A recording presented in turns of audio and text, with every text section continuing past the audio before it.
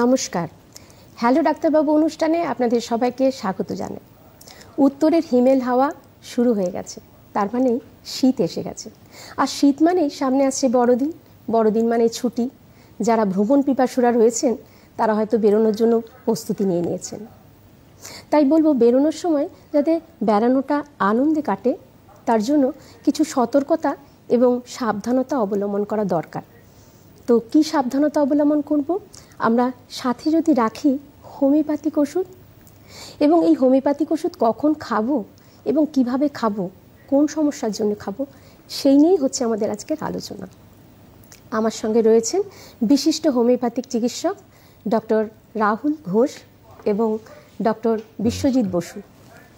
ডাক্তারবাবু, আপনাদেরকে এই অনুষ্ঠানে স্বাগত জানাই।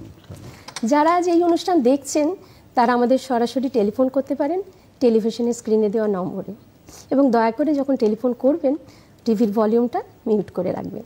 আমাদের এই অনুষ্ঠান আপনারা দেখছেন সরাসরি দূরদর্শনের ডিডি বাংলা এবং আমাদের ইউটিউব লাইভে। এই অনুষ্ঠানের পুনঃপ্রচার আপনারা দেখতে পাবেন আগামীকাল সকাল 9টায় এবং রাত্রি 12টায়। শুরু করছি আজকের আলোচনা। বেড়াতে বেরোনোর সময় সঙ্গে রাখুন হোমিওপ্যাথিক ওষুধ। আমি আজকে শুরু করি প্রথমেই ডক্টর বসুকে দিয়ে। আচ্ছা, এই যে বেড়াতে যাওয়ার সময় যে হোমিওপ্যাথিক ওষুধ রাখবো, সেটার প্রাসঙ্গিকতা কতটা যদি একটু বলেন। খুব ভালো প্রশ্ন করেছেন, এবং বিশেষ করে আমি দূরদর্শনকেও খুব আন্তরিক ধন্যবাদ জানাবো এমন একটি সুন্দর বিষয় আলোচনার জন্য রাখার জন্য। আসলে আমরা যে বেড়াতে যাই, এটা একটা জিনিস যদি আমরা মনে রাখি, আমরা যখন যে পরিবেশে আমরা রয়েছি সেই পরিবেশের থেকে একটা অন্য পরিবেশে যাচ্ছি, এবং যে কোনো অসুস্থতার ক্ষেত্রে পরিবেশগত প্রভাবের একটা খুব গুরুত্ব রয়েছে। তো সেই কথা বিবেচনা করে আমরা যদি মনে করি, দেখুন আমরা গরমের সময় শীতের জায়গায় বেড়াতে যাই, শীতের সময় মরুভূমিতে বেড়াতে যাই, জঙ্গলে বেড়াতে যাই, আবার পাহাড়ে বেড়াতে যাই। এবং এই যে বেড়াতে আমরা যাই, বিভিন্ন জায়গাতে বেড়াতে যাই, একদম বাড়ি থেকে বেরোনো থেকে শুরু করে যেখানে বেড়াতে গেলাম সেইখানের আবহাওয়ার পরিবর্তন হলো, এবং বেড়াতে বেড়াতে বাকি যে সমস্ত ঘটনা ঘটতে থাকে, প্রত্যেকটা জায়গায় আমাদের হোমিওপ্যাথি ওষুধের ভীষণ সুযোগ। আমি খুব ছোট্ট করে বলি, ধরুন আমরা যদি বেড়াতে যাই, আমরা ট্রেনে যাই, দূরপাল্লার বাসে যাই, কখনো প্লেনে যাই। তো এই যে বিভিন্ন যানবাহনে চড়ে আমরা যাই, যানবাহন চড়বার ফলেই একটা যে অসুস্থতার প্রকোপ, যেটা মোশন সিকনেস আমরা বলি, আমরা নিশ্চয়ই পরে ব্যাপারে বিস্তারিত আলোচনা করব। তারপরে আমরা যখন এরোপ্লেনে করে যাচ্ছি, বিশেষ করে অন্যান্য দেশে যখন যাই, অনেকক্ষণ ধরে প্লেন চড়ি, জেট লাগে যে সমস্যা হয় একদম শুরু থেকে। এবার যেখানে গিয়ে পৌঁছলাম, আবহাওয়ার তারতম্যের কারণে, বাতাসের আর্দ্রতার কারণে, এবং আমাদের খাওয়া দাওয়া খাদ্যবিধির গণ্ডগোলের কারণে ইত্যাদি কারণে, আরেকটা যেটা এর সঙ্গে আমরা নিশ্চয়ই পরে আলোচনা করব, আমরা বিশেষ করে অনেক বেশি উঁচুতে যখন বেড়াতে চলে যাই, হাই অল্টিটিউডে, সেখানেও কিছু অসুস্থতার ঘটনা ঘটে, কখনো কখনো দুর্ভাগ্যজনক কিছু কিছু ঘটে। এই সব জিনিসটাতেই আমাদের হোমিওপ্যাথি ওষুধের ভীষণ সুযোগ রয়েছে। আমরা যদি হোমিওপ্যাথি ওষুধ একটু জেনে বুঝে, এবং আপনাদের যারা পারিবারিক হোমিওপ্যাথিক চিকিৎসক আছেন তাদের সঙ্গে একটু আলোচনা করে নেন, আমরাও আলোচনা আজকে করব, তো একটি হোমিওপ্যাথি ওষুধের 20-22টা ওষুধ সঙ্গে নিয়ে যাবেন, খুব আনন্দ করে বেড়াতে পারবেন। এবার আসি আমি ডক্টর ঘোষের কাছে। আচ্ছা, এই যে বেড়াতে যাওয়ার সময় যে হোমিওপ্যাথিক ওষুধ খাব, কি কি শারীরিক সমস্যাগুলো আসে এক্ষেত্রে? আচ্ছা, প্রথমেই বলি যে আমরা যে অনুষ্ঠানটায় আজ এসেছি, এটাতে যারা বেড়াতে যাবেন তাদের কিন্তু আনন্দটাকে কেড়ে নেওয়ার জন্য নয়, একদমই তাই। কারণ তারা মনের আনন্দে বেড়াতে যাবেন, অথচ আমরা এখনই একগাদা রোগ নিয়ে কথা বলতে শুরু করলাম। এটা একটা সাবধানতা, তবে এটা হচ্ছে সাবধানতা অবলম্বন করাটা খুবই জরুরি, আর আমরা সেটাই করতে সাহায্য করছি আর কি। তো বেড়াতে গেলে দেখুন অনেক রকম প্রবলেমই শুরু হয়। এবার আমাদের চিন্তা করতে হবে যে আমরা কোথায় বেড়াতে যাচ্ছি। যদি পাহাড়ে যাই তার একরকম ব্যবস্থা, যদি আমরা সমুদ্র তটে যাই সেখানে একরকম হবে। তারপরে আমরা যদি ধরুন কোথায়, মানে সময়টাও দেখতে হবে, শীত সে জায়গাটা খুব ঠান্ডা কিনা না গরম কিনা। গরমের জায়গায় গেলে একরকম রোগের শরণাপন্ন হতে হবে, আবার ঠান্ডা জায়গায় একরকম হতে হবে। আবার এটাও যে ডক্টর বাসুজন বলছিলেন যে কিসে যাচ্ছি, ধরুন প্লেনে গেলে একরকম সমস্যা হতে পারে, ট্রেনে গেলে একরকম সমস্যা হতে পারে, কারে গেলে একরকম সমস্যা হতে পারে, এরকম বিভিন্ন রকম সমস্যা হতে পারে। তবে উনি যেটা দিয়ে স্টার্ট করছেন আমি বলি যে জেট ল্যাকের কথা উনি বললেন, হ্যাঁ এই নিয়ে আমরা আলোচনা করব। হ্যাঁ, তো এই সমস্ত গুলোর জন্য আপনাদের কাছে হোমিওপ্যাথিক ওষুধের ব্যবস্থা সব রকম ব্যবস্থাই আছে। হ্যাঁ, তো আমি এখন আবার ডক্টর বসুর কাছে যাচ্ছি। সেটা হলো যে এই যে এই ঘুরতে যাওয়ার সময় যে আমাদের মাঝে মাঝে দেখা যায় যে বুকে ব্যথা হচ্ছে, হ্যাঁ, বা সেই সময় সঙ্গে ঘামও থাকছে আর একটা অজ্ঞান হয়ে যাওয়ার মতন অবস্থা, সেক্ষেত্রে প্রতিকারটা কি? কোন হোমিওপ্যাথিক ওষুধ খেলে বা এই সময় মানে ঠিক হওয়া যায়? আপনি যে প্রশ্নটি করলেন এই প্রশ্নটির সঙ্গে আসলে কি হচ্ছে, বেড়াতে যেতে যেতে হঠাৎ বুকে ব্যথা হওয়ার কথা নয়। না, বেড়াতে গিয়ে যখন ধরুন বেড়াতে গিয়ে বুকে ব্যথা যে হচ্ছে, প্রথম জানা দরকার যার বুকে ব্যথা হচ্ছে তার আগে বুকে ব্যথা হতো কিনা এরকম, তিনি কোনো অসুস্থতায় ভুগছিলেন কিনা, কোনো কোমরবিডিটি আছে কিনা, সেটা একটা আলাদা দিক। আর যেটা বেড়াতে গিয়ে বুকে ব্যথার প্রসঙ্গ যেটা ওঠে, সেটা স্পেশালি আমরা হাই অল্টিটিউডে যখন যাই, সেই অল্টিটিউড সিকনেসের মধ্যে যখন কেউ পড়েছেন কিন্তু সেটাকে গুরুত্ব দিচ্ছেন না, সেই সময় বুকে ব্যথা হওয়ার সম্ভাবনা আছে। তবে একটা জিনিস মনে রাখতে হবে, বেড়াতে গিয়ে বলুন আর বাড়িতে থেকে বলুন, সমতলে বলুন, উচ্চতায় বলুন, বুকে ব্যথা কিন্তু অ্যালার্মিং। বুকে ব্যথার সঙ্গে আমরা অনেক সময় একটা কনফিউশন করি, এই যে গ্যাস হয়েছে বলে নিজেরা একটু সেলফ মেডিকেশন করলাম, গ্যাসের ওষুধ খেয়ে নিলাম, এরকম করা উচিত নয়। যখনই বুকে ব্যথা হবে একটা হোমিওপ্যাথি ওষুধ খেয়ে নেওয়ার থেকেও জরুরি হলো নিকটবর্তী একজন চিকিৎসক, কাছাকাছি কোনো হাসপাতাল, কোনো একজন ডাক্তারের কাছে যাওয়া। বুকে ব্যথা কেন হচ্ছে, কারণ 1-1.5 মিনিট বুকে ব্যথা হয়ে মানুষের যেরকম হার্ট অ্যাটাক হতে পারে, আবার একটা সাধারণ বুকে ব্যথা মাসল পেনও হতে পারে। বেড়াতে গিয়ে বুকে ব্যথার কথা যদি আপনি বলেন, আমরা বলবো সবচেয়ে গুরুত্বপূর্ণ যেটা অল্টিটিউড সিকনেসের একটা পার্ট, এবং অল্টিটিউড সিকনেস নিয়ে যদি আলোচনা আমরা এগোতেই থাকি তো সেখানে আমরা বলতে পারবো। আমরা তো আলোচনা করব। আমাদের সঙ্গে একজন দর্শক বন্ধু রয়েছেন। হ্যালো, নমস্কার, কে বলছেন? হ্যালো, হ্যাঁ নমস্কার, কে বলছেন? হ্যাঁ নমস্কার, আমরা কৃষ্ণনগর থেকে বলছি, নদিয়া। হ্যাঁ বলুন। হ্যাঁ, যে আমার মেয়ে 11 বছর বয়স, আমার টুইন বেবি, হ্যাঁ 2 ছেলে মেয়ে। লং জার্নি বাসে গেলে, কোথায় গেলে, বাসে হোক ছোট গাড়ি হোক, বমি করে। তাই হোমিওপ্যাথি যদি কোনো ওষুধ থাকে তাহলে জানান। হ্যাঁ, আপনি শুনতে থাকুন, আমরা এসব নিয়ে আলোচনা করব, আপনি শুনতে থাকুন। হ্যাঁ, থ্যাংক ইউ ম্যাডাম। ভালো বলেছেন, ভালো প্রশ্ন। হ্যাঁ, এটা নিয়ে তো আমরা আলোচনা করতামই। এই যে গাড়িতে যেতে গেলে, আমি ডক্টর ঘোষের কাছে আসি, গাড়িতে যেতে গেলে দেখা যায় অনেকেরই বমি হয়, এবং এই যে মানে যখনই সে গাড়িতে যাচ্ছে, বড় ছোট সবারই ক্ষেত্রেই এটা হয়, তো এটার কি মানে কোনো সমাধান আছে যে যখন গাড়িতে যাচ্ছে তখন ওষুধ খেলাম কমে গেল, সেটা না, পার্মানেন্ট কোনো সমাধান যেটাতে তার আর কোনোদিন গাড়িতে চাপলে বমি হবে না, তো এটাতে যদি হোমিওপ্যাথিক কোনো ওষুধ থাকে যদি একটু না, নিশ্চয়ই আছে। কারণ হচ্ছে যে হোমিওপ্যাথি ব্যাপারটা হচ্ছে যে যখনই তার এই ধরনের রোগটা ডায়াগনোসিস হয়েছে, যে কার সিকনেস বা মোশন সিকনেস বা যাই বলুন, তখন এর পরে যখন বেড়াতে যাচ্ছে তখন আমরা আগে থেকেই তাকে ট্রিটমেন্ট করে এই যে প্রবলেমটা তার হচ্ছে সেটাকে আমরা মানে সুস্থ করে তুলতে পারি। ঠিক আছে, তার জন্য কিছু হোমিওপ্যাথিক ওষুধ আছে, সেগুলো যদি আমরা ব্যবহার করি তাহলে তিনি কিন্তু ওই থেকে মুক্তি পেয়ে যান। ওই যাবার সময় শুধু ব্যবহার করতে হবে এরকম ব্যাপারটা নয় কিন্তু। হ্যাঁ, আচ্ছা, আমি এই প্রসঙ্গে একটু আমি আর ডক্টর ঘোষ খুব ঠিকই বলেছেন। বেড়াতে গিয়ে বমি হওয়া এটা দুরকম দৃষ্টিকোণ থেকে আমরা দেখি। একটা হলো যখন বেড়াতে গিয়েছেন, গাড়ি চড়ছেন, বমি হচ্ছে, একটা আপৎকালীন অবস্থা, তার একটা আপৎকালীন চিকিৎসা। আর যখনই গাড়িতে উঠছে তখনই বমি হচ্ছে, এটা একটা বমি হওয়ার প্রবণতা। যেরকম সর্দি কাশি লাগা একটা প্রবণতা, রোদ্দুরে গিয়ে মাথা যন্ত্রণা হওয়া একটা প্রবণতা, এটাও বমি হওয়া একটা প্রবণতা। এবং এই প্রবণতা যদি আমরা অন্তর্বর্তী সময় যখন বেড়ানো চলছে না, এই সময় আমরা হোমিওপ্যাথি চিকিৎসকের কাছে যাই, সেখানে আমরা ছোটবেলা থেকে তার কি কি অসুখ হয়েছে, তার পরিবারের কার কি অসুস্থতা হয়েছে, তার শারীরিক এবং মানসিক বিভিন্ন লক্ষণ এবং ভালো লাগা মন্দ লাগা সব মিলিয়ে একটা ওষুধে পৌঁছানো যায়, সেটাতে যেরকম সুবিধা হয়। আর একটা কথা আমি দর্শক বন্ধুদের বলবো, আপনারা যখন সাধারণ অন্য কোনো অসুখের জন্য হোমিওপ্যাথি চিকিৎসকের কাছে যাচ্ছেন, ধরুন আপনার সামান্য পায়ে একটা কিছু চামড়ার অসুখ হয়েছে, প্রত্যেক বছর শীতকালে বাড়ে, ওটি আপনার কষ্ট, কিন্তু আপনার যখন বেড়াতে যান তখন বমি হয়, আপনি ভাবছেন ওটা পৃথক কষ্ট, ওটা বলবো না, কিন্তু আমাদের এত সুন্দর ব্যবস্থা, আপনার ওই পায়ের চামড়ার অসুখ এবং আপনার বমির প্রবণতা আরও কিছু লক্ষণ যখন আমরা শুনে আমরা একটা ওষুধে পৌঁছে যাই, যে ওষুধটা দিলে আপনার পায়ের চামড়ার অসুখটাও ভালো হবে, শুধু তাই নয় বমি হওয়াটাও ভালো হবে।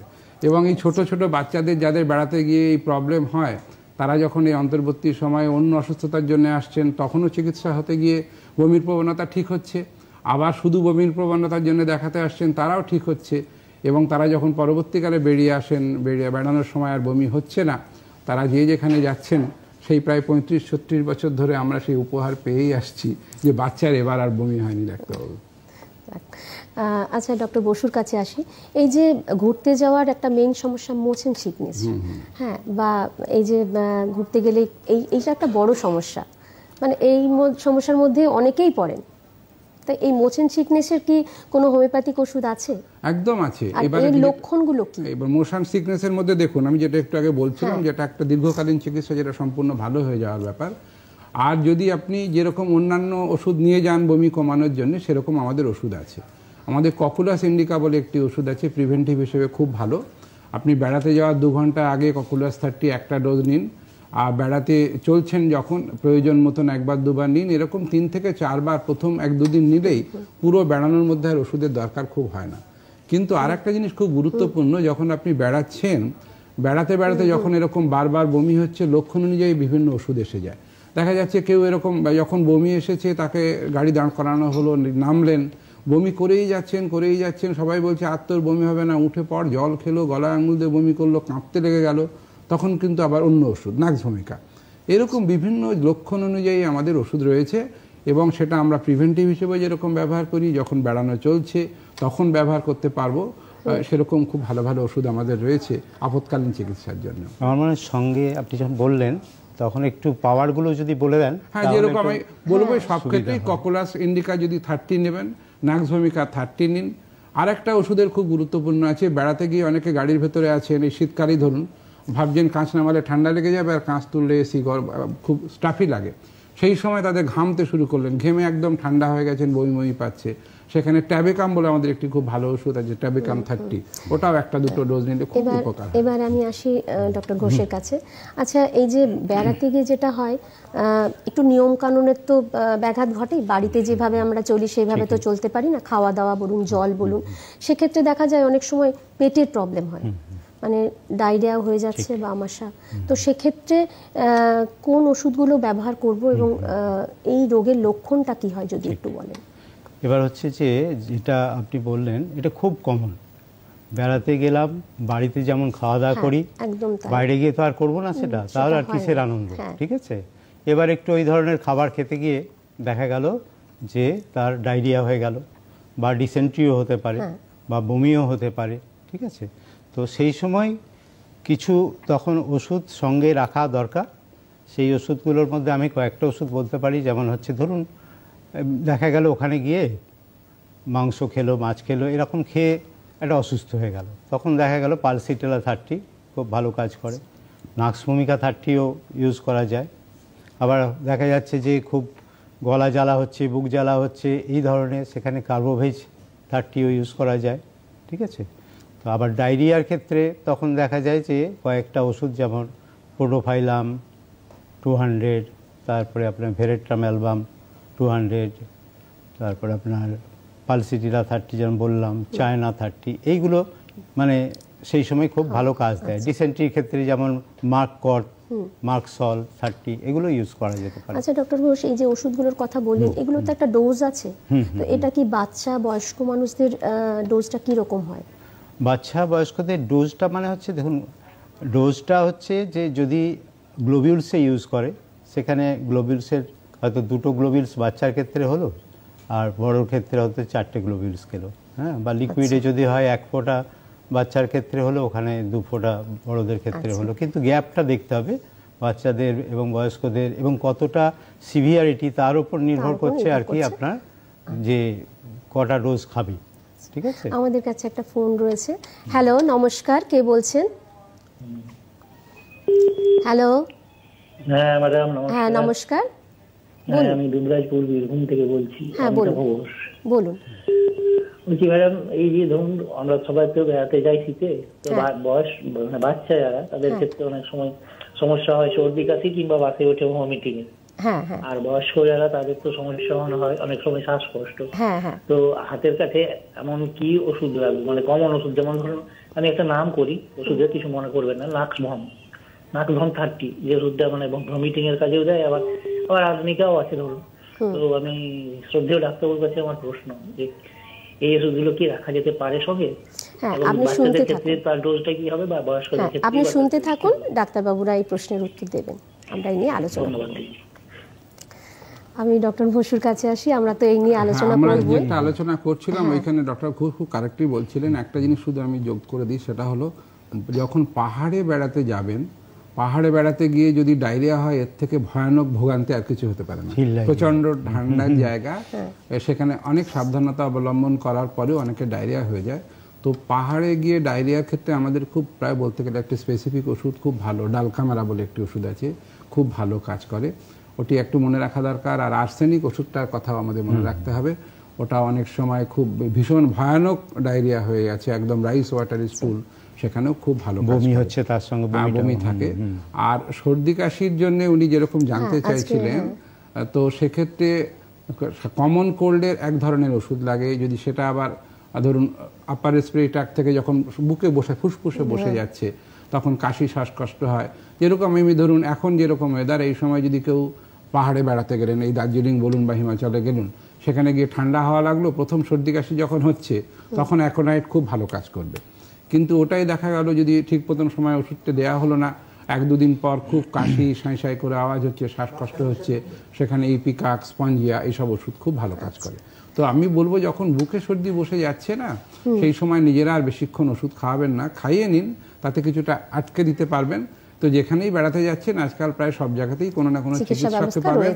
আর নিজের পক্ষে ফোনে আপনার পারিবারিক হোমিওপ্যাথিক চিকিৎসকের সঙ্গে যোগাযোগ রাখবেন যে এই ওষুধগুলি আমার কাছে আছে, বাচ্চাটিকে আমরা কোনটি খাওয়াবো। আমাদের কাছে একটা দর্শক বন্ধুর একজন ফোন রয়েছে। হ্যালো, নমস্কার, কে বলছেন? হ্যালো, হ্যাঁ বলুন, কে বলছেন? নমস্কার, আমি শ্যামল বসুদি যাদবপুর থেকে বলছি। হ্যাঁ বলুন। হ্যাঁ, আপনাকে নমস্কার জানাচ্ছি, ডাক্তারবাবুদের নমস্কার জানিয়ে আমার প্রশ্নটা হচ্ছে, পাহাড়ে একটুখানি আগে আলোচনা হচ্ছিল, অনেক রকম মোশন সিকনেস বা এগুলো বলছিলেন ডাক্তারবাবু। একটা প্রশ্ন আমার একটা আছে, পাহাড়ে যখন যাই অনেক সময় টেম্পারেচারে হেরফের হয়, দেখা যায় নিচেতে গরম থাকে, পাহাড়ে যখন ওপরে উঠি তখন কিন্তু ঠান্ডা ভাবটা চলে আসে, টেম্পারেচারটা কমে যায়, তাতে দেখা যায় বিভিন্ন প্রবলেম আসে। অনেক সময় দেখা যায় কাশি হয় বা গলায় ব্যথা হয়, অথবা টেম্পারেচার সহ্য করতে না পারে অনেক সময় ফিভারও হতে পারে।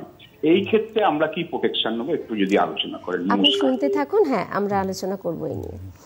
তো ডক্টর ঘোষের কাছে আসি। এই যে শীতকালে তো এটা আমরা তো একটা রয়েছে আমাদের মধ্যে যে শীতকালে আমরা শীতকালের জায়গায় ঘুরতে যাই, এখন একটা এরকম একটা প্রচলন আমরা রয়েছে, তো যে আমরা শীতকালের জায়গাতেই যাব। তো সেক্ষেত্রে আমরা হয়তো রয়েছি কোনো গরমের জায়গায়, সেখান থেকে হঠাৎ করে গিয়ে শীতের জায়গায় পৌঁছালাম, সেখানে এই যে তাপমাত্রার একটা তারতম্য তো হয়েছে হয়, তো সেক্ষেত্রে হোমিওপ্যাথিক কোন ওষুধ আছে? উনি যে বললেন এই যে হঠাৎ করে জ্বর সর্দি কাশি আসে, এই তারতম্য হওয়ার জন্য যেটা উনি যেটা বলছিলেন, যেটা আমরা দেখেছি কি হঠাৎ করে দেখা গেল হাঁচি শুরু হয়ে গেল, নাক দিয়ে জল ঝরতে শুরু করলো, তারপরে দেখা গেল মানে সেটা বসে গিয়ে কাশি শুরু হয়ে গেল, কখনো কখনো শ্বাসকষ্ট হয়ে যেতে পারে। ঠিক আছে, উনি যেটা বলছেন পাহাড়ি জায়গায় গেলে তো আবার এইটা খুব সম্ভাবনা থাকে। তো সেক্ষেত্রে আমাদের হোমিওপ্যাথিক ওষুধ তখন ইউজ করতে হবে। ঠিক আছে, তখন তো রিলিফ করতে হবে, আগে থেকে তো উনি ট্রিটমেন্ট কিছু নেননি, ওই সিচুয়েশনে তাকে ব্যবহার করতে হবে।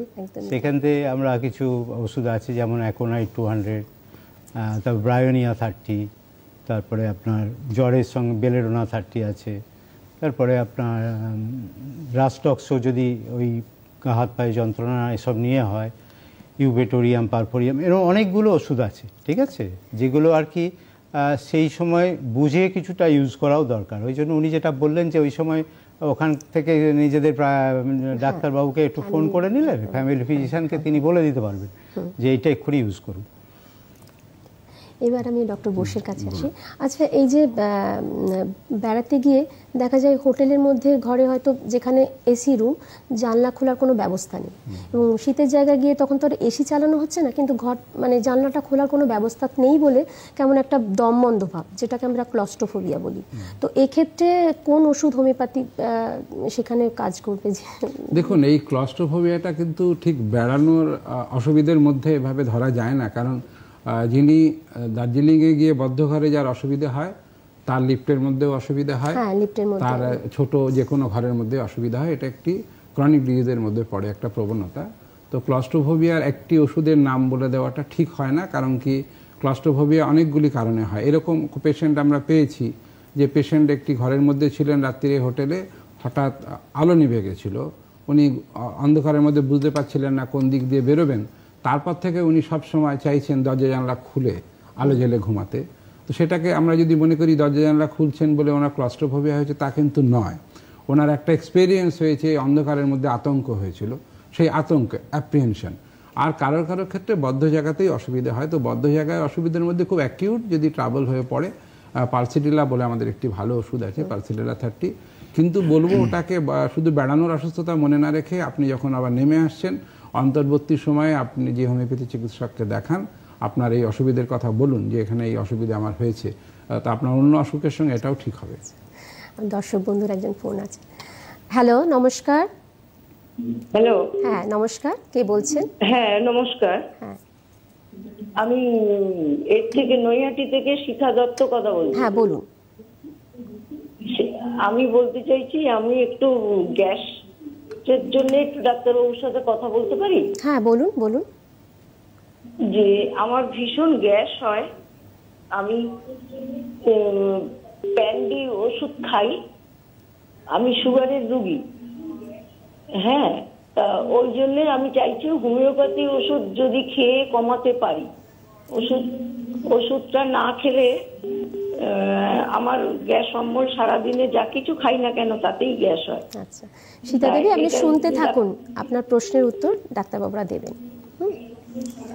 ডক্টর ঘোষের কাছে আসি আমি। ঠিক আছে। এই যে এটা আমাদের একটা আলোচনার মধ্যেই ছিল যে বেড়াতে গেলে তো এই যে যেটা একটা নিয়ম কানুন ছাড়া হয়ে যায়, বাড়ির সঙ্গে বাড়ির নিয়ম তো মানা হয় না, সেক্ষেত্রে খাওয়া দাওয়ার তো মানে অনিয়ম থাকছেই, সেক্ষেত্রে গ্যাস অ্যাসিডিটি এটা হয়। তো আজকে আমার দর্শক বন্ধু উনি বললেন সীতা দেবী যে ওনার মানে গ্যাসের সমস্যা, উনি অ্যালোপ্যাথিক ওষুধ খাচ্ছেন, সেখান থেকে উনি হোমিওপ্যাথিকে যেতে চাইছেন। তো এই গ্যাস অম্বলের সমস্যাটা তো মোটামুটি বেড়াতে গেলেও যেটা হতে পারে, আর এখানে ওনার হচ্ছে, তো এটা নিয়ে যদি একটু কিছু বলেন। এবার দেখুন, আমাদের তো আজকে টপিক্সের ব্যাপারটা হচ্ছে যে বেড়াতে যাওয়ার, কিন্তু ওনার তো বাড়িতে থেকেই হচ্ছে। হ্যাঁ, সেক্ষেত্রে ওনাকে আমরা 2-4টে ওষুধের কথা বলতে পারি, কিন্তু আমরা সবসময় বলি যে আপনার কাছাকাছি কোনো ডাক্তারবাবুকে দেখিয়ে নিয়ে খাওয়াটাই ভালো, ঠিক আছে? কারণ হোমিওপ্যাথিক ট্রিটমেন্টটা অ্যালোপ্যাথির মতো নয় তো যে প্যান্ডি বলে দিলাম আর আপনি প্যান্ডি খেয়ে যাচ্ছেন, আপনার গ্যাস অম্বল কম থাকছে। তবে 2-1টা ওষুধ, যেমন এটা নিয়ে আলোচনা হচ্ছিল আমাদের মধ্যে, যেমন নাক্সভূমিকা 30, কার্বোভেজ 30, পালসিটিলা 30, এই ওষুধগুলো কিন্তু গ্যাস অম্বলের ক্ষেত্রে খুব ভালো কাজ করে। তা উনি যদি কী ধরনের ওনার প্রবলেমটা হচ্ছে, গ্যাস অম্বলের কিন্তু অনেক সিমটম আছে আমাদের কাছে, সেই সিমটম মাফিক আমরা ওষুধগুলো সিলেক্ট করে দিই। তো সেটা ঠিক জানতে পারলে নিশ্চয়ই উনি সুস্থ হয়ে যাবেন, ওনাকে রেগুলার প্যান্ডি খাওয়ার দরকার হবে না, এটাই মনে হয়। আর এই বেড়াতে গিয়ে যে বেড়াতে গিয়ে যেটা হচ্ছিল কথাটা আমরা, যে গ্যাস অ্যাসিডিটি, যে ওখানে গিয়ে তো ধরুন খাওয়াটা একটু লাগাম ছাড়া হবেই, এবং সেই লাগাম ছাড়া খাওয়ার জন্য, এবং শুধু লাগাম ছাড়া খাওয়া নয়, যে খাবার আমরা কোনোদিন খাইনি সেগুলো আমরা টেস্ট করতে যাই। যেমন ধরুন আজকাল আমরা দেখেছি যে সমুদ্রে গিয়ে দেখা যাচ্ছে যে অক্টোপাস ছোট ছোট সেগুলো খাচ্ছে, কোনোদিনই তার অভ্যেস নেই। এবার এই ধরনের খাবার খেতে গিয়ে হঠাৎ করে দেখা গেল তার গ্যাস অম্বল তো হলোই, আবার বমি, ডায়রিয়া এটাও হয়ে গেল। হ্যাঁ, তখন তাহলে সেই ক্ষেত্রে সেই ওষুধ তো তাকে খেতেই হবে। এবং সেই ক্ষেত্রে আমাদের ওই যে বললাম ওষুধ কিছু আছে, পালসিটিলা 30, নাক্সভূমিকা 30, কার্বোভেজ 30, এই ওষুধগুলো সঙ্গে রাখতে পারেন এবং মানে পারিবারিক চিকিৎসককে কনসাল্ট করে খেয়ে নেবেন, সুস্থ হয়ে যাবেন। এই প্রসঙ্গে একটা কথা একটু বলে দিই, সেটা দর্শক বন্ধুকে, গ্যাস অম্বল হওয়ার কারণের মধ্যে যেরকম আপনি যে ওষুধ খাচ্ছেন আপনার যে অসুখের জন্য, ওষুধজনিত কারণে গ্যাস হতে পারে, তাছাড়াও পাকস্থলীর অসুস্থতার জন্য গ্যাস হতে পারে, গলব্লাডারের অসুস্থতার জন্য গ্যাস হতে পারে, প্যানক্রিয়াসের অসুস্থতার জন্য গ্যাস হতে পারে। সেই জন্যে গ্যাসের জন্য আপনি একটি ওষুধ খেয়ে আরাম আছেন আর ওটা ছেড়ে দিয়ে হোমিওপ্যাথি ওষুধ শুরু করবেন, তার আগে উচিত হবে আপনি যে চিকিৎসকের কাছে যাচ্ছেন ওনাকে আপনার কথা বলুন যে এরকম অসুবিধা হচ্ছে, নিশ্চয়ই সমস্ত পরীক্ষা নিরীক্ষা করে ওটা যদি ওষুধজনিত কারণে হয় তিনি সেভাবে ব্যবস্থা করবেন, আর যদি আপনার অন্য কোনো শারীরিক অসুবিধা হয় সেইভাবে আমরা চিকিৎসা করতে পারবো। আমি ডক্টর বসুর কাছেই আসি আবার। এটা হচ্ছে যে এই যে শীতকালে পাহাড়ের দিকে বেড়াতে গিয়ে যে এই যে হাই অল্টিটিউডে যাওয়া, সেটাতে যে সমস্যাগুলো হয় এবং এটা খুবই শোনা যায়, রিসেন্ট একটা ঘটনা আমি নিউজে দেখলাম যে একজন তরুণী কলকাতার মেয়ে গেছেন হচ্ছে সান্দাকফুতে, সেখানে তো প্রায় 11,000 ফুট উঁচু, আর তো সেখানে গিয়ে তার শ্বাসকষ্টও হয় এবং তাকে চিকিৎসার জায়গাতে নিয়ে যাওয়া হয় কাছাকাছি জায়গায়, সেখানে মৃত বলে ঘোষণা করা হয় সেখানে। তো আমি এখানে দর্শক বন্ধুদের ভয় পাওয়াচ্ছি না, শুধু এটাকুই যে সতর্কতাটা অবলম্বন করা দরকার, এক্ষেত্রে কি করতে হবে, কি করলে উনি ভালো থাকবেন। আপনি খুব একটি প্রাসঙ্গিক প্রশ্ন করেছেন এবং আপনার প্রশ্নের মধ্যে কিছু কিছু উত্তরের হিন্টস আপনি নিজেই বলে গেছেন। দেখুন, হাই অল্টিটিউড মানে পাহাড় মানেই হাই অল্টিটিউড নয়। পুরুলিয়ার অযোধ্যাও পাহাড়, দার্জিলিংও পাহাড়, সান্দাকফু পাহাড়। আপনি যে ঘটনাটির কথা বললেন খুব সাম্প্রতিক দুর্ভাগ্যজনক ঘটনা, কিন্তু ঘটনার বিবরণ যেটা ছিল সংবাদপত্রে সেটা হলো ওই মেয়েটি 25-26 বছরের একটি তরুণী, ও সান্দাকফুতে যেদিন বেরিয়েছিল সেদিনও অসুস্থ হয়েছিল অল্প, তারপরে ও দার্জিলিংয়ে ফিরে এসেছিল, সেখানে হোটেলে থাকা অবস্থায় পরের দিন রাত্রে অসুস্থ হয়ে মারা যায়। এই পুরো যে ঘটনা পর্যায়টা, এটা হলো একটা ক্লাসিক্যাল হাই অল্টিটিউড সিকনেসের প্রেজেন্টেশন। আসলে কি হয়, 8,000 ফুটের নিচে যতক্ষণ আমরা চলাফেরা করছি অল্টিটিউড সিকনেস হওয়ার সম্ভাবনা খুব একটা থাকে না। যখনই 8,000 ফুটের ওপরে উঠলাম তখন অ্যাটমসফিয়ারে যে অক্সিজেন প্রেশার ওটা অনেক কমে যায়। ওটা কমে যায় বলে আমাদের শরীরের যে প্রয়োজনীয় অক্সিজেনের ব্যবস্থার একটা গণ্ডগোল হতে শুরু করে, এবং এটা যখন গণ্ডগোল হতে শুরু করে তখনই যে কেউ একটা দমবন্ধ হয়ে মরে যাবে তা কিন্তু নয়। একদম প্রথমে মানুষের শুরু হয় যেটা মাথার মধ্যে একটা কষ্ট, বিশেষ করে এরকম একটা জায়গাতে একটা যন্ত্রণা হতে শুরু করে, তারপরে একটু বমি বমি ভাব, মাথা ঝিমঝিম করতে থাকে, কারোর ক্ষেত্রে শ্বাসকষ্ট হতে পারে বা বুকে চাপ চাপ বোধ হয়। এবার যখন আমরা বেড়াতে গেছি, যেহেতু অত দূরে গেছি, আমরা ভাবছি যে এত দূরে যখন চলে এসেছি আর একটু দেখে নিই, আর 1 ঘন্টা থাকি। কিন্তু মনে রাখতে হবে, যখনই আপনার অল্টিটিউড সিকনেস শুরু হলো 8,000 ফুটের বেশি ওপরে, 10, 11, 12,000 যেখানেই হোক না কেন, যখনই আপনার কষ্ট শুরু হলো, এবং দেখা গেছে 11,000 ফুটের ওপরে বেশিরভাগ প্রায় 80 থেকে 90% মানুষের অল্টিটিউড সিকনেস কম বেশি হয়। আর একটা হলো থাকে যেটা যারা যাচ্ছেন বেড়াতে তাদের মধ্যে যাদের পুরনো হার্টের অসুস্থতা আছে, যাদের হাঁপানি আছে, সিওপিডি বলি আমরা ডাক্তারি পরিভাষায় যাদের আছে, এবং যারা ক্রনিক অ্যানিমিয়ায় ভুগছেন, তাদের কিন্তু আরও বেশি সম্ভাবনা হাই অল্টিটিউড সিকনেসের মধ্যে পড়া, তাদেরও একটু বেশি সাবধান হতে হবে। আর হাই অল্টিটিউড সিকনেসের আর একটা, আপনি যেহেতু সাবধানতার অবলম্বনের কথা বললেন, যারা নেশা করেন, বিশেষ করে ধূমপায়ী এবং মদ্যপায়ী, তাদেরকে বলবো, যখন আপনি অনেক উঁচু পাহাড়ে যাচ্ছেন, লে লাদাখ বা ইত্যাদি জায়গায়, ভাবছেন খুব ঠান্ডার জায়গায় যাচ্ছি, সঙ্গে একটু নিয়ে যাই, কিন্তু ভয়ানক বিপজ্জনক। ওইগুলি বাড়িতে সমতলে ঘরে রেখে যান, কারণ আপনি যখন ওখানে যাচ্ছেন, আমি ছোট্ট করে একটি ঘটনা বলি। আমার পরিচিত এক ভদ্রলোক, খুবই স্টাউট চেহারা, উনি লেতে বেড়াতে গেছেন। তো উনি অপারেটরের কথা মতন সারাদিন হোটেলে বিশ্রাম করছিলেন। তো সারাদিন কোনো কিছু হয়নি বলে বিকেলে একটু মার্কেটে ঘুরতে গিয়ে ওনার শীত লাগছে বলে 3 বার সিগারেটে টান দিয়ে অজ্ঞান হয়ে গেলেন। মুশকিলটা হলো, অল্টিটিউড সিকনেসে যখনই কেউ পড়বেন তখনই কিন্তু তাকে প্রথম হলো স্টপ মুভ, তার হলো মুভমেন্ট বন্ধ করে দিতে হবে এবং সঙ্গে সঙ্গে নামাতে শুরু করতে হবে। এবং কমপক্ষে যদি আমরা ওকে 1,000 থেকে 3,000 ফিট নিচে নামিয়ে আনতে পারি, এবং প্রেসারে অক্সিজেন দেওয়া, এগুলি হলো সব আনুষঙ্গিক বিষয়। তার থেকেও গুরুত্বপূর্ণ হলো, আমরা অনেক সময় মনে করি যে উঁচুতে উঠে গেছে বলে, যেরকম তাড়াহুড়ো করে অনেক উঁচুতে উঠে গেল বলে সমস্যা হলো, একই রকম করে যদি আমরা একদিনে ধরুন 8,000 ফুট নেমে আসি পাহাড় থেকে, তাহলেও কিন্তু অসুবিধা হবে। সেই অসুবিধাটা মনে রাখা দরকার। আর এই ক্ষেত্রে যেটা সবচেয়ে গুরুত্বপূর্ণ, আমাদের হোমিওপ্যাথি ওষুধের একটি বিশেষ মানে ভয়ানক সুন্দর জায়গা আছে এই অল্টিটিউড সিকনেসে, যেটা যারা বিশেষ করে পাহাড়ে যান, মাউন্টেনিয়ারিং করেন, ওরা জানেন। কোকা বলে আমাদের একটি খুব ওষুধ আছে, কোকা 6 বা 30 আমরা ব্যবহার করতে বলি। অল্টিটিউড সিকনেস যদি আপনি প্রিভেন্ট করতে যান, বেড়াতে যাওয়ার 12 ঘন্টা আগে থেকে ওষুধটা খেতে শুরু করতে পারেন। কোকা 6 2 ঘন্টা অন্তর 3-4 বার খেলেন।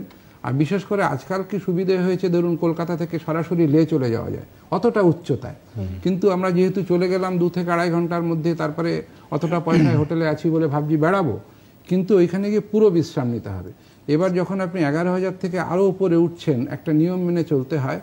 8,000 থেকে 11,000, 1,000 থেকে 1,500 ফিট উঠবেন, একদিন বিশ্রাম প্রত্যেক জায়গায়। যেই আপনি 11,000 পার হয়ে গেলেন, প্রত্যেক দিন 1,000 ফিট উঠতে পারবেন, 2 দিন বিশ্রাম। এগুলি যদি আমরা মেনে চলি। আর একটা খুব গুরুত্বপূর্ণ কী হয়, আমরা সব শীতের জায়গা, ঠান্ডা লাগে বলে সেখানে গিয়ে ঠিক মতন জল খাই না, সেটা একটা সমস্যা, ডিহাইড্রেশন হয়ে যায়।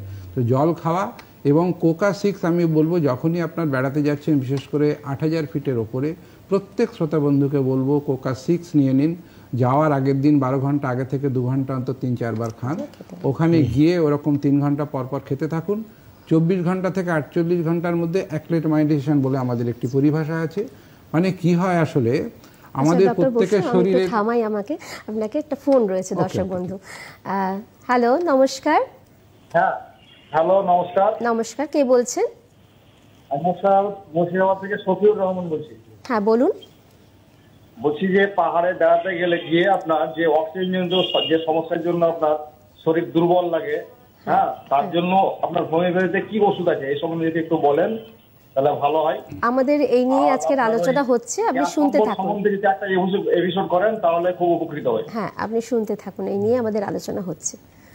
তো শ্রোতা বন্ধু ওই প্রসঙ্গে প্রশ্ন করলেন, আপনি যে তরুণীটির কথা বললেন, এবার ওই প্রসঙ্গে আসি। ধরুন একদিন বা 24 ঘন্টার বেশি যখন অল্টিটিউড সিকনেস চলতে থাকে, যদি আমরা ঠিক মতন প্রপারলি ওকে অ্যাড্রেস না করি, হোমিওপ্যাথি হোক অ্যালোপ্যাথি হোক, ওষুধ না দিলাম, অক্সিজেন দিলাম না, তখন কি হয়, দুটি সম্ভাবনা তৈরি হয়। একটা হলো পালমোনারি এডিমা বলি, ফুসফুসে জল হওয়া, আর একটা হলো সেরিব্রাল এডিমা, ব্রেনে।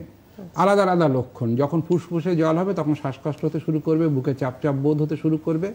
এবার আমরা মনে করি কি আমরা তো নেমে এসেছি, এবার আস্তে আস্তে ভালো হয়ে যাব। কিন্তু নেমে আসার পরেও যখন আপনি বিছানায় শুয়ে ক্লান্ত হয়ে পড়ছেন, নেমে আসার পরেও যখন আপনার কারোর সঙ্গে কথা বলতে পারছেন না, উঠে খেতে পারছেন না, খুব অ্যালার্মিং।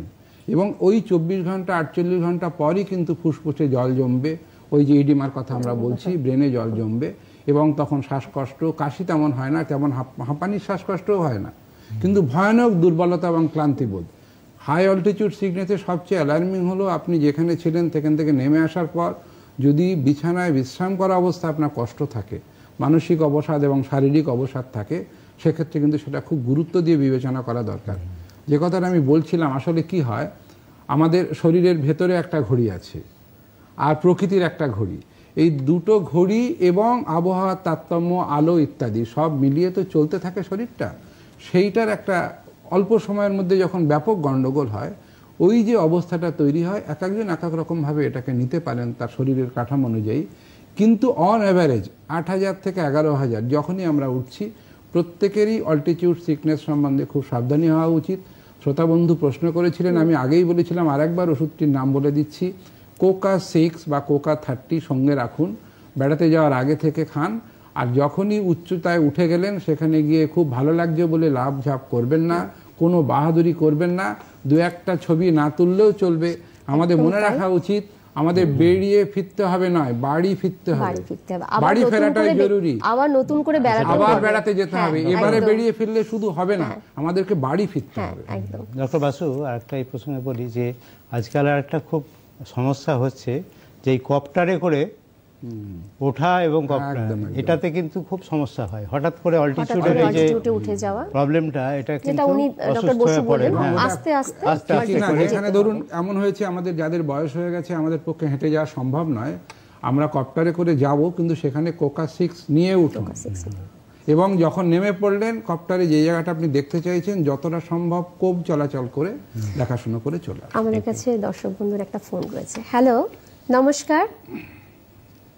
হ্যালো হ্যালো এই মুহূর্তের যোগাযোগটা বিচ্ছিন্ন হয়েছে। আমি ডক্টর ঘোষের কাছে আসি। এই তো গেল শীতের কথা, অনেক সময় গরমের জায়গাতে তো যাচ্ছি, সেখানে কি কি অসুবিধাগুলো হয়, আর এই হোমিওপ্যাথিক ওষুধ কোনগুলো নেব সাথে? হ্যাঁ, এর প্রতিকারটা কি গরমে যখন কোনো গরমের জায়গায় গেলে? সেটা আর একটা সমস্যা হয় যে একটা নর্মাল টেম্পারেচার ছিল, সেখান থেকে প্রচণ্ড গরমের জায়গায় গেল, সেখানে গিয়ে যেটা হয়, যেটা আমরা অনেকটা সময় নজরও রাখি না, যে ডিহাইড্রেশনের একটা প্রবলেম হয়ে যায়। ডিহাইড্রেশন প্রবলেম হওয়ার জন্য তখন শরীরের মধ্যে প্রচণ্ড ক্লান্তি আসে, হ্যাঁ, তারপরে দেখা যায় যে নসিয়া, তারপরে ভমিটিং টেন্ডেন্সি, একটা ভমিটিং হয়ও। তার ছাড়াও হয় কি, কতগুলো রোগ, যেমন ধরুন টেম্পারেচারের ডিফারেন্সে যেমন হলো, ওখানে গিয়েও কিন্তু গরম থেকে মানে সোয়েটিং হওয়ার পর সর্দি হয়ে যেতে পারে। হ্যাঁ, সেই সর্দিটা কিন্তু দেখা যায় যে হাঁচি টাচি দিয়ে হয়তো শুরু হলো না, কিন্তু দেখা গেল হঠাৎ করে সর্দি এবং তার সঙ্গে জ্বর এসে গেল। হ্যাঁ, ওই যে মানে প্রচণ্ড তাপমাত্রার জন্য তার কিন্তু ফিভারও এসে যেতে পারে। হ্যাঁ, তাছাড়া তো আরও এই গরমের জন্য যেগুলো আমরা দেখি যে ডায়রিয়া, ডিসেন্ট্রি, এগুলো তো ওখানে আরও হয় বেশি সেই সময়টাতে। তো এইগুলো আমরা মোটামুটি দেখতে পাই। গরমের জায়গার জন্য আরেকটা ফোন আছে, একটা টেলিফোন। হ্যালো, নমস্কার, কে বলছেন? হ্যালো। হ্যাঁ নমস্কার, কে বলছেন? আমি সোনারপুর থেকে নিতাই ভট্টাচার্য কথা বলছি। হ্যাঁ বলুন নিতাই বাবু, বলুন। হ্যাঁ নমস্কার, শুভ সন্ধ্যা সঞ্চালিকা মীনাক্ষী ম্যাডাম। হ্যাঁ নমস্কার, বলুন। নমস্কার, শুভ সন্ধ্যা জানাই ডক্টর রাহুল স্যার এবং ডক্টর বিশ্বজিৎ স্যার, আপনাদের নমস্কার, শুভ সন্ধ্যা জানাই। আপনাদের ওই হোমিওপ্যাথিকে বেড়ানোর কথা বললেন রাহুল স্যার, একটা কথা প্রথমে ভালো লাগলো যে উনি বললো ভয়ের কিছু নেই, আমরা সাবধানতা অবলম্বন করার জন্য। আমার প্রশ্ন, ধরুন আমাদের সোনারপুর বইমেলা শুরু হয়েছে, আমি একটু পরেই যাবো বইমেলায় যাবো। আমার একটু হাঁচির একটু বদভ্যাস যাই বলুন, বা হাঁচির একটু ধাঁচ আছে। আমি মাঝে মাঝে সিডজিম জাতীয় অ্যালোপ্যাথিক ওষুধ খাই, হোমিওপ্যাথিক খেলে কি যদি ওষুধ খাইতে কোনো সাইড এফেক্ট আছে অ্যালোপ্যাথিকের সঙ্গে? আমি এইগুলো নিয়ে আপনাদের কাছে জানতে চাই। আপনি শুনতে থাকুন, আপনার প্রশ্নের উত্তর ডাক্তারবাবুরা দেবেন।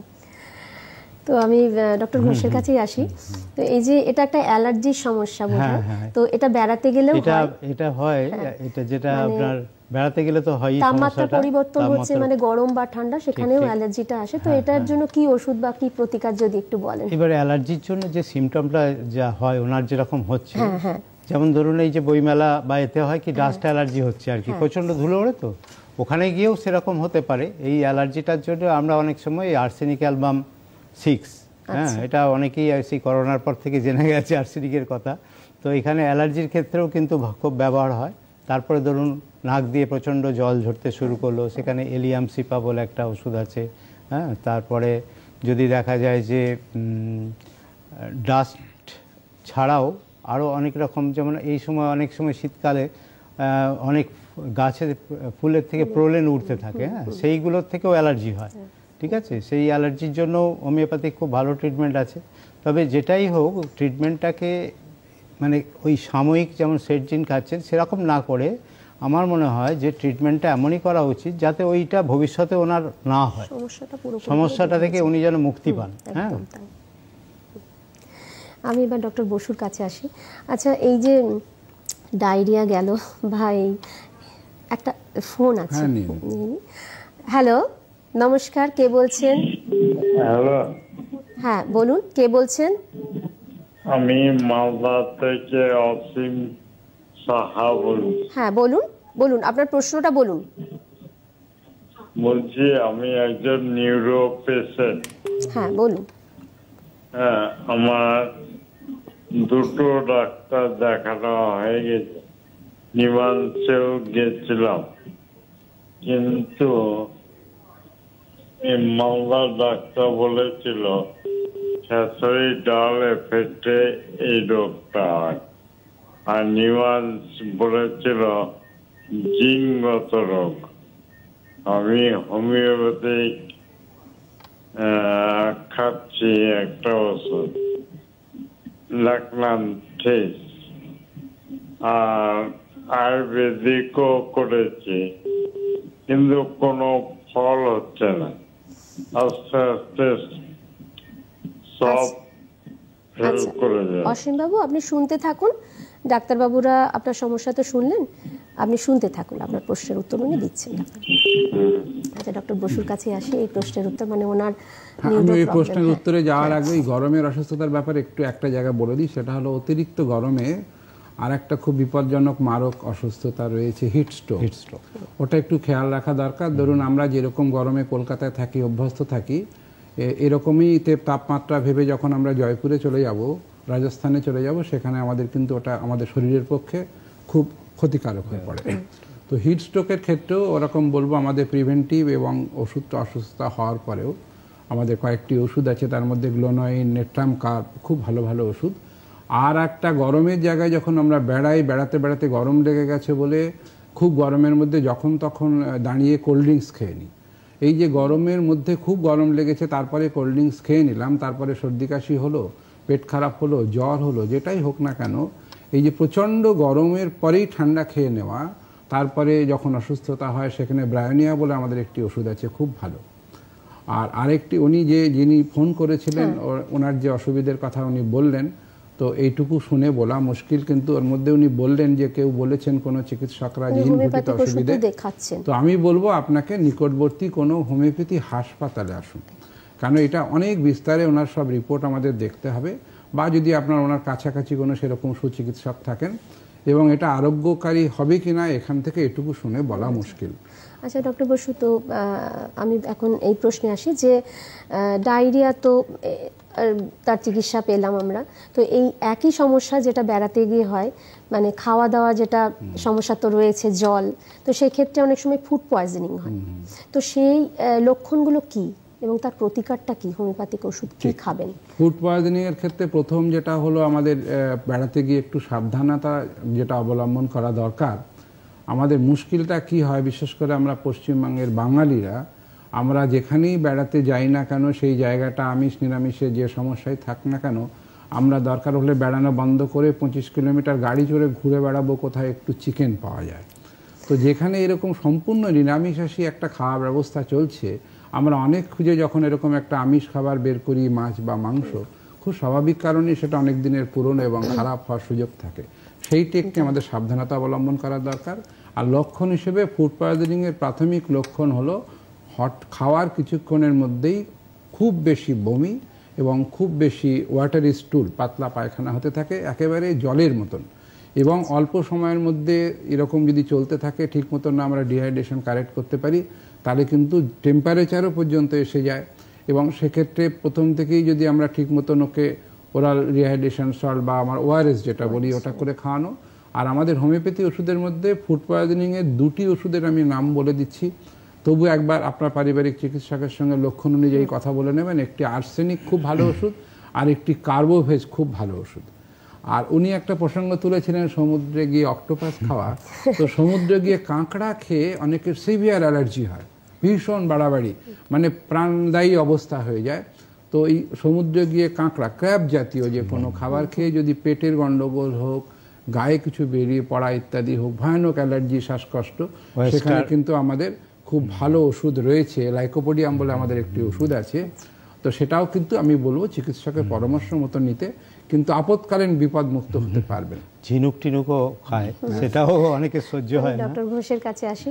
আচ্ছা, এই যে ফুড পয়জনিং বা ডায়রিয়া বা আমাশা, এই তিনটের লক্ষণগুলো প্রায় অনেক সময় দেখা যায় কাছাকাছি, তো এটা যারা বেড়াতে গিয়ে অসুস্থ হয়ে পড়ছেন তারা বুঝবেন কি করে যে কোনটা কি? এবার দেখুন, আমাদের যেটা হচ্ছে যে আপনাদের সিমটোমেটিক ব্যাপারটা আসছে এর সঙ্গে, ধরুন ডায়রিয়া হয়েছে আবার ফুড পয়জনিং হচ্ছে, দুটোর ক্ষেত্রেই দেখা গেল যে লুজ মোশন হচ্ছে, কিন্তু ডায়রিয়ার ক্ষেত্রে কি হয়, বমিটা হয় না, কিন্তু এখানে ফুড পয়জনিংয়ে বমিটা হচ্ছে, ঠিক আছে। আবার ডিসেন্ট্রির ক্ষেত্রে দেখা গেল যে বারবার স্টুল পাস করছে, কিন্তু খুব পরিমাণে কম, এবং একটা মিউকাস আছে সেই রকম ধরনের স্টুল পাস করছে। কখনো কখনো ডিসেন্ট্রি এমন আকার নেয় যেটা ব্লাড ডিসেন্ট্রি হতে পারে, ঠিক আছে, কিন্তু এই তফাৎটা করে নিতে হবে এবং সেই অনুযায়ী ওষুধটা সিলেক্ট করতে হবে। আমি এবার ডক্টর বসুর কাছে আসি।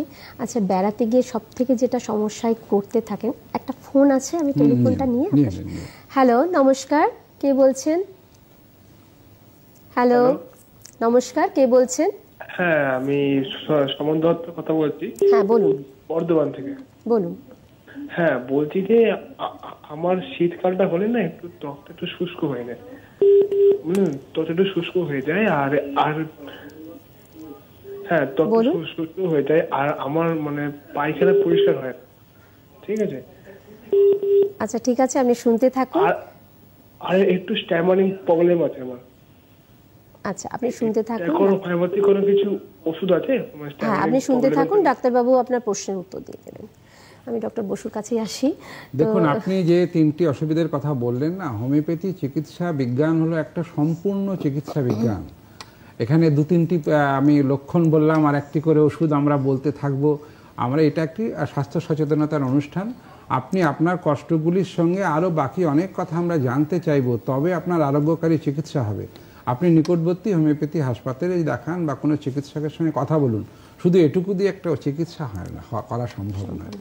আচ্ছা ডক্টর বসু, আমি যে প্রশ্নটা করছিলাম, বিশেষ করে বেড়াতে গিয়ে মহিলাদের অনেক সমস্যায় পড়তে হয় বাইরে টয়লেট ব্যবহার করার জন্য, যে ইউটিআই বা প্রস্রাবের সংক্রমণ, তো সেইটার প্রতিরোধ করব কি করে এই হোমিওপ্যাথি ওষুধ দ্বারা, যদি একটু বলেন। এটা কি হয়, দুটো জিনিস ঘটে। একটা হলো মহিলারা যখন বেড়াতে যান, তাদের যেখানে সেখানে টয়লেট করার সুবিধা থাকে না বলে তারা জল কম খান, একটা প্রাথমিক অসুবিধার মধ্যেই তারা থাকেন। আর তারপরে যখন যেখানে যাচ্ছেন সেখান থেকেও সংক্রমণ হতে পারে। তো সেই ক্ষেত্রে আমরা লক্ষণ অনুযায়ী চিকিৎসা দিই। তো হোমিওপ্যাথি ওষুধের মধ্যে আমি বলবো যে দুটি ওষুধ সঙ্গে নিয়ে যেতে। একটি হলো ক্যান্থারিস বলে আমাদের ওষুধ আছে, সেটা যখন এরকম ইউরিনারি ট্র্যাক্ট ইনফেকশন হচ্ছে, মনে হচ্ছে অনেক পেচ্ছাপ জমে আছে, অনেক ইউরিন লোড হয়ে আছে, কিন্তু যখন পাস করতে যাচ্ছেন ফোঁটা ফোঁটা করে 2-1 ফোঁটা হচ্ছে, এমনকি কয়েকবার হওয়ার পরে প্রায় বন্ধ হয়ে গিয়ে ব্লিডিং পর্যন্ত হতে শুরু করেছে, সেখানে আমরা যেরকম সঙ্গে সঙ্গে তাকে বিশ্রাম নিতে বলবো, প্রচুর পরিমাণে জল খেতে বলবো, এবং ক্যান্থারিস এই ওষুধটি 6 বা 30 এরকম পোটেন্সিতে ব্যবহার করতে হয়। এবং ওর ফ্রিকোয়েন্সিটাও আমরা অসুখের যেরকম অবস্থা থাকে তার উপরে নির্ভর করে।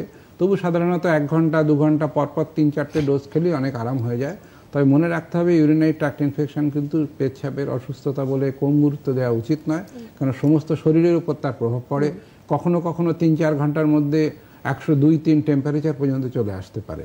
আর সেক্ষেত্রে আরেকটি ওষুধ যেটা আমরা পেটের গন্ডগোলের জন্য বলছিলাম, পালসিটিলা, ওটিও একটি ভালো ওষুধ।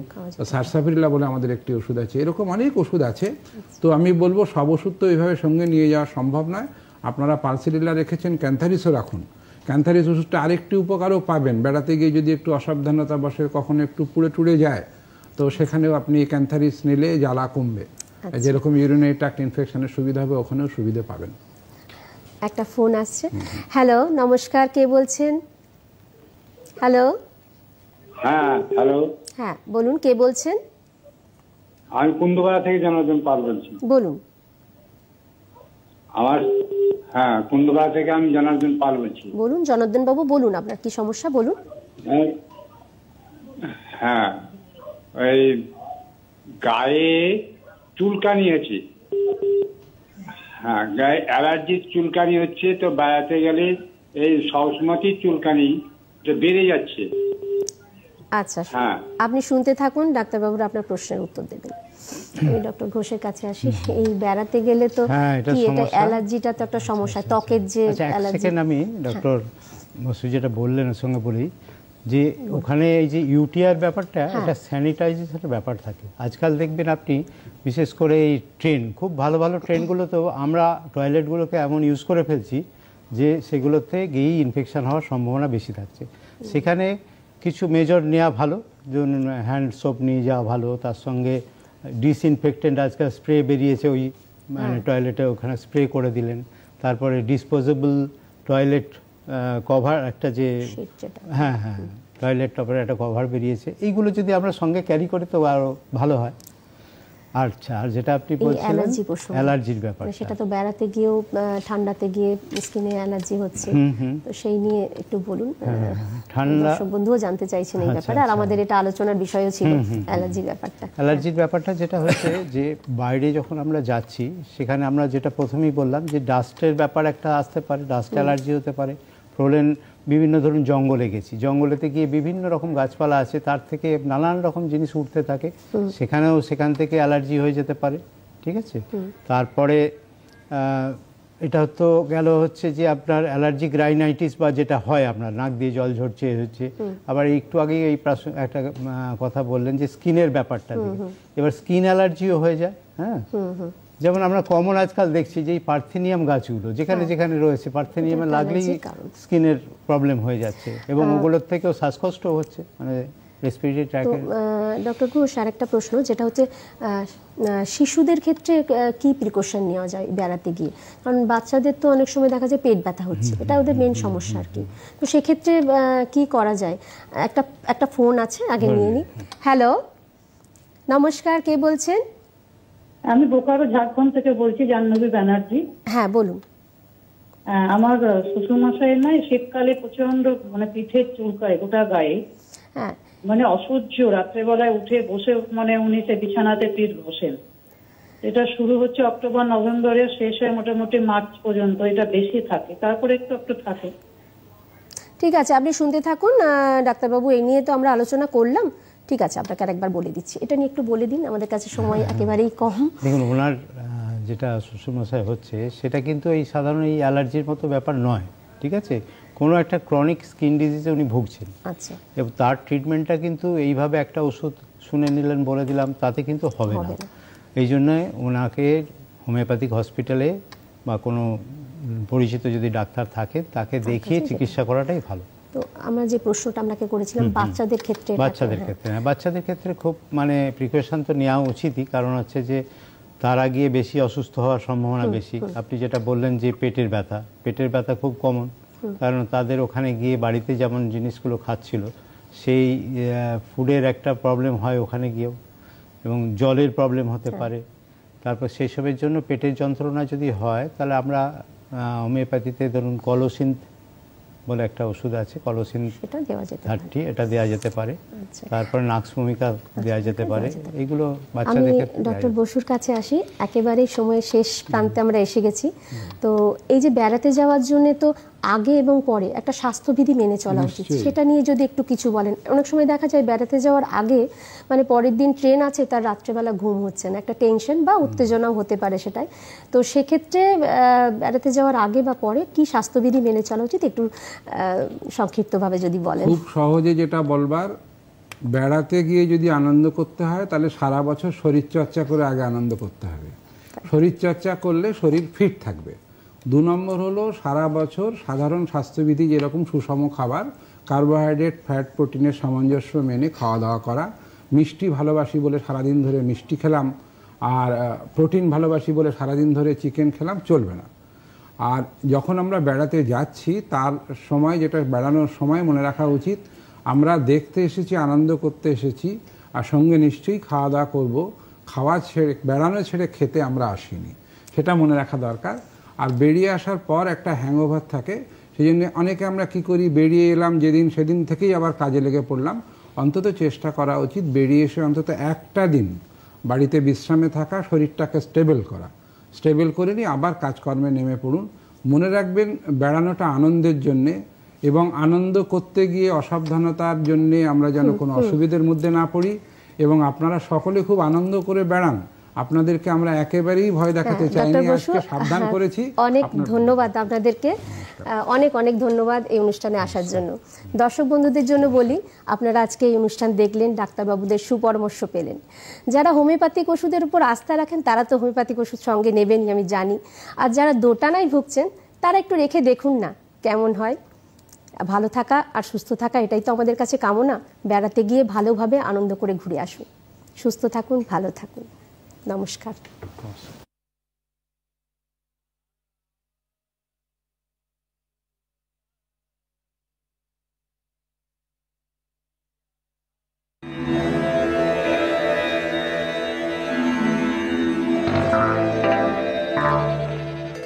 দশই ডিসেম্বর মঙ্গলবারের অনুষ্ঠান সূচি।